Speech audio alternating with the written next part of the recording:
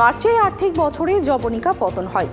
এটি এমন একটি সময় যখন আয়করদাতারা তাদের বর্তমান বছরের আয়ের ওপর ছাড় এবং করের গণনা করেন। ছাড়ের সুবিধা নিতে ব্যর্থ হলে আরও বেশি কর দিতে হতে পারে। বেশিরভাগ মানুষ একটি সি ধারার ব্যবহার করে পিপিএফ, এনপিএস এবং ইএলএসএস এর মতো স্কিমগুলিতে বিনিয়োগ করেন। তারা প্রায় বিনিয়োগ না করে কর বাঁচানোর উপায়গুলি ভুলে যান। আসুন এই পদ্ধতিগুলি খুঁজে দেখা যাক। বিনিয়োগ ছাড়াই ট্যাক্স বাঁচানোর তালিকায় শীর্ষে রয়েছে হাউস রেন্ট অ্যালাউন্স বা এইচআরএ। এইচআরএ হলো একজন বেতনভোগী কর্মচারীর বেতনের একটি অংশ। এইচআরএর ওপর কর ছাড় আয়কর আইনের ধারা 10(13) এর অধীনে দাবি করা যেতে পারে। এইচআরএ ক্লেম করার শর্ত হলো যে আপনাকে অবশ্যই কোম্পানির কাছ থেকে এইচআরএ গ্রহণ করতে হবে এবং আপনি যে বাড়িতে থাকেন তার ভাড়াও দিতে হবে। যারা তাদের নিজস্ব বাড়িতে থাকেন তাদের জন্য এইচআরএ পরিমাণ করযোগ্য। বাড়ি ভাড়া ভাতা বা এইচআরএ দাবি করার শর্ত রয়েছে। প্রথম, এইচআরএ হিসাবে প্রাপ্ত প্রকৃত পরিমাণ। দ্বিতীয়, মেট্রো শহরগুলিতে বেসিক বেতনের 50% প্লাস ডিএ এবং নন মেট্রো শহরগুলিতে 40%। আর তৃতীয়ত, বাড়ির বার্ষিক ভাড়া থেকে বেসিক বেতনের 10% প্লাস ডিএ কেটে নেওয়ার পর। এই তিনটি রাশির মধ্যে যেটি সবচেয়ে কম সেটি ছাড়ের জন্য ক্লেম করা যেতে পারে। প্রত্যেকেই তাদের মাথার উপর ছাদ চান। আয়কর আইনের ধারা 24B এর অধীনে গৃহ ঋণ নিয়ে বাড়ি কেনা বা নির্মাণের জন্য কর ছাড়ের দাবি করা যেতে পারে। নিজে বসবাস করলে হোম লোনের সুদের ওপর 2 লক্ষ টাকা পর্যন্ত কর ছাড়ের সুবিধা রয়েছে। যদি ঋণ দিয়ে কেনা সম্পত্তি ভাড়া দেওয়া হয় তাহলে পুরো সুদের পরিমাণের ওপর ছাড় দাবি করা যেতে পারে। আসুন নির্মাণাধীন আবাসিক সম্পত্তির জন্য ছাড়ের নিয়ম বোঝা যাক। आयकर की धारा सेक्शन 24 सबसेक्शन बी के अंतर्गत आपको 2 लाख रुपए तक जो आप हाउसिंग लोन का इंटरेस्ट पे करते हैं उस पर आपको छूट मिलती है। मैं इस पर क्लैरिफाई कर दूं कि इसके अलावा 1,50,000 रुपए की छूट प्रिंसिपल पे करने पर भी मिलती है। अगर आपकी प्रॉपर्टी अंडर कंस्ट्रक्शन है तो आप इंटरेस्ट जो आप उस पर पे करते हैं आप उस पर छूट नहीं ले सकते हैं।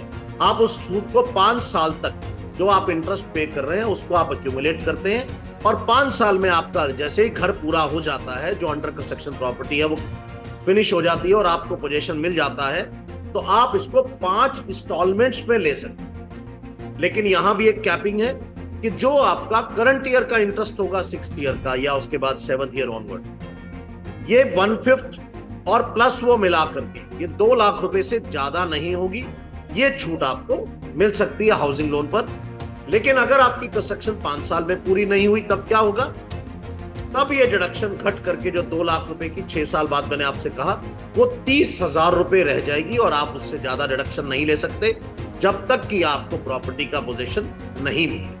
আমরা আমাদের ক্যারিয়ার গড়ার জন্য শিক্ষা ঋণ নিই, কিন্তু এই ঋণ আমাদের পকেট থেকে করযোগ্য আয়ের পরিমাণ কমাতে পারে।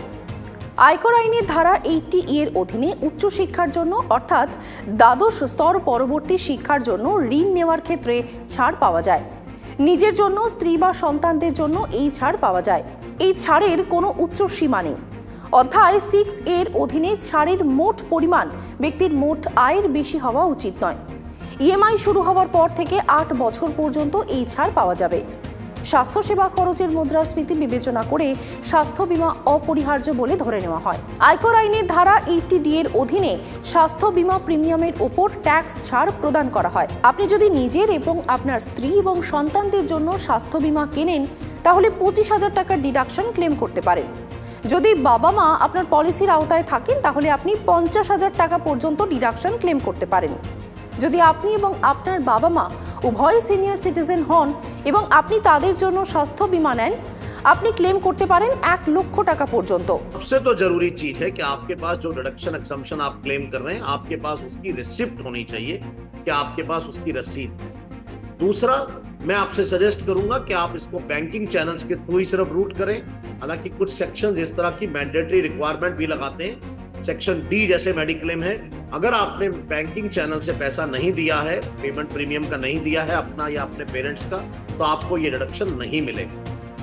उसके साथ साथ 80C में जब आप जा रहे हैं तो मैं सेक्शन वाइज बात कर लेते हैं। सेक्शन सी में हमने जैसे बात की आप स्कूल की बच्चों की स्कूल फी पे कर रहे हैं। कुछ और ऐसे सैलरीड क्लास को रिम्बर्समेंट्स अलाउ होते हैं, जैसे मोबाइल रिम्बर्समेंट है, बुक्स एंड पीरियोडिकल्स है अगर आप लेते हैं, या कोई कैब आपको एम्प्लॉयर प्रोवाइड करता है, तो आपको उनका रिसीट्स अपने पास संभाल के रखना होगा जिससे आप प्रूव कर सके कि आप ये जो है रिम्बर्समेंट ही क्लेम कर रहे हैं और ये आपके लिए परक्विजिट ना बन जाए और सरकार इस पर किसी तरह का टैक्स ना लगे। যদি একজন কর্মচারী সন্তানের শিক্ষার জন্য বাচ্চাদের ভাতা এবং নিয়োগকর্তার কাছ থেকে হোস্টেলের খরচের জন্য ভাতা পান, তাহলে আয়কর আইনের 10 ধারার অধীনে কর ছাড় দাবি করা যেতে পারে।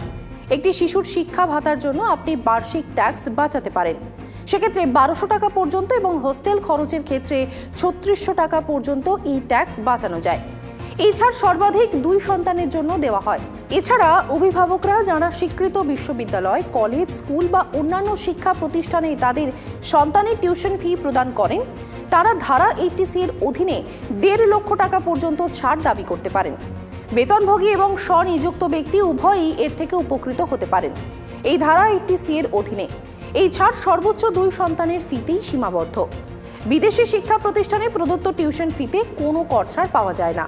2023-24 অর্থবর্ষের জন্য পুরনো ট্যাক্স ব্যবস্থায় কর ছাড় পাওয়া যেতে পারে, যা করের দায় কমাতে সাহায্য করে। নতুন কর ব্যবস্থায় আপনি অধিকাংশ ছাড়ই পাবেন না, তবে এই নতুন ব্যবস্থায় করের হার কম।